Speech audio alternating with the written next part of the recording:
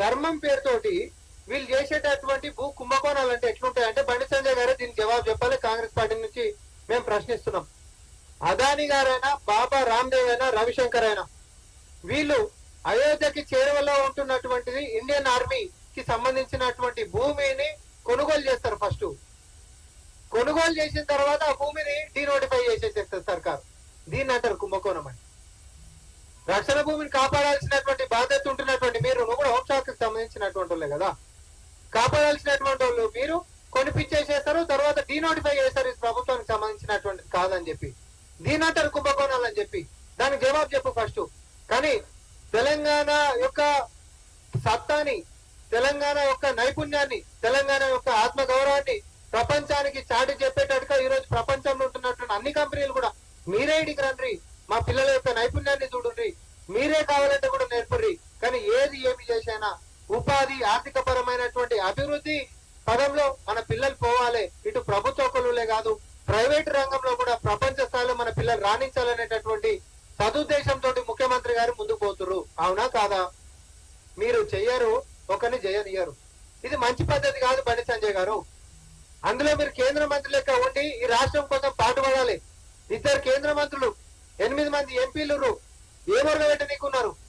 మొన్న బడ్జెట్ లో కనీసం మన యొక్క తెలంగాణ ప్రస్తావన కూడా చేయకపోతే ఏం ముఖం పెట్టుకొని మళ్ళీ ప్రజల ముందు మీరు చూపిస్తున్నారు.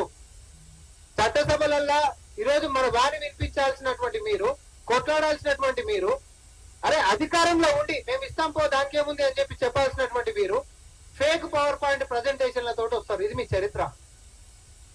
దయచేసి మేము ఒకటే చెప్తున్నాం, ముఖ్యమంత్రి గారు ఈ ప్రజా ప్రభుత్వాన్ని ఇటు సంక్షేమంలో, అభివృద్ధిలో, అదే విధంగా ప్రపంచ స్థాయి కంపెనీలని హైదరాబాద్ కి తీసుకొని రావడంలో ఇంకొక ముఖ్యమైన విషయం నేను చెప్పుడు మర్చిపోయినా.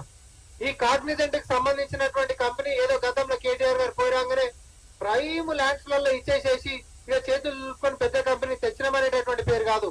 టైర్ 2 సిటీలో ఏర్పాటు చేయడానికి ఒప్పందం జరిగింది. టైర్ 2 సిటీ అంటే అభివృద్ధి ఇంకా కానటువంటిది అభివృద్ధి. ఇది వస్తే రేపొద్దున చుట్టుపక్కల మొత్తం అభివృద్ధి అవుతుంది అనేటటువంటి ప్రాంగణంలో ఈ యొక్క యూనిట్ రాబోతుంది. చిత్తశుద్ధి అంటే గిట్లుంటది. సామర్థ్యం అంటే అన్ని వనరులు ఉన్నటువంటి దగ్గర తీసుకొని వచ్చి పెట్టేది కాదు, ఐక్యం తీసుకొచ్చి పెట్టినట్టు. మేము కాదంటే అభివృద్ధి ఎవరైనా చేస్తే అభివృద్ధి. కానీ మన చిత్తశుద్ధి ఎట్లుండాలి? ఔటర్ రింగ్ రోడ్ లోపల దాకా మనం ఒక్క జోన్ అన్నాం, అర్బన్ అన్నాం. తర్వాత ఔటర్ రింగ్ రోడ్ నుంచి రీజనల్ రింగ్ రోడ్ దాకా కూడా RRR మధ్యలో సెమీ అర్బన్ అన్నాం, దాని తర్వాత రూరల్ అన్నాం. ఇదంతా భవిష్యత్తుని ఆలోచనలో పెట్టుకొని ఈ ప్రభుత్వాన్ని ముందుకెట్లా తీసుకోవాలి, ఈ రాష్ట్రం ప్రగతి పదాన్ని ముందుకెట్లా తీసుకొని పోవాలని చెప్పి ఆలోచనలు మనం చేస్తున్నాం. కానీ ఈరోజు నల్లపిల్లి వేషం వేసి బీజేపీ నేతలు చేస్తున్నటువంటివి, కాళ్ళలో కట్టెలు పెట్టేటటువంటి కుట్రలు కేటీఆర్ గారు చేస్తున్నటువంటివి మీరు ఆపాలి. మీ ఇద్దరికి తెలంగాణ సమాజంలో ముఖం పెట్టుకొని తిరిగేటటువంటిది లేదు కాబట్టి సోషల్ మీడియా మాధ్యమాలలో వెళ్తున్నారు. ఇదే జనాల ముందుకు వచ్చి చెప్పండి. ఆరొక పక్కనేమో స్థానిక ఎన్నికలకు సంబంధించి కూడా ఏమంటారు, కులగణన అనేటటువంటిది జరిగిపోవాలని చెప్పి మాట్లాడతారు. అవి చేసినాకనే ఇక్కడ పోవాలనేమో కరీంనగర్ లోనేమో లొల్లి పెడతారు. పైననేమో కేంద్ర మంత్రి కిషన్ రెడ్డి గారు ఏం మాట్లాడతారు, కేంద్రం నిధులు దుర్వినియోగం అయిపోతే వీళ్ళు కావాలని లేట్ చేస్తారు అంటారు. మీకు ఒక స్టాండ్ లేదా అంటున్నాను నేను. మీకు ఒక స్టాండ్ ఉందా లేదా? అసలు బీజేపీ స్టాండ్ ఏంటి చెప్పురి. స్థానిక ఎన్నికలు పెట్టాలి అని అంటున్నప్పుడు డిలే అయిపోతుంది, కేంద్రం నిధులు వేస్ట్ అయిపోతుంది అని మీరే మాట్లాడుతున్నారు. ఈడ కులగణ అనేటటువంటిది చేయాలి, చేసిన తర్వాతనే పెట్టాలని ఈడ నినాదం ఎత్తుకుంటారు. మీ స్టాండ్ ఏంటిది అనేది స్పష్టంగా ఇట్లా వేదిక ముందుకు వచ్చి మీరందరూ కూడా కలిసి ఒకటే స్టాండ్ మీదకి రండి. మనందరం కలిసి కులగణనకు చిత్తశుద్ధితోటి కాంగ్రెస్ పార్టీ ఎప్పుడూ ముందుకు పోతానే ఉంది. కానీ కుట్రలతోటి మీరు చిన్నాభిన్నం చేసేటటువంటి ప్రయత్నాలు చేస్తే ఇవి ముందుకు సాగు అని చెప్పి నేను మరొకసారి తెలియజేసుకుంటున్నా. బీఆర్ఎస్ కి, బీజేపీకి ముఖము చెల్లుబాటు అయిందా అంటే లేదు. ప్రజల ముందు ముఖము చెల్తలేదు.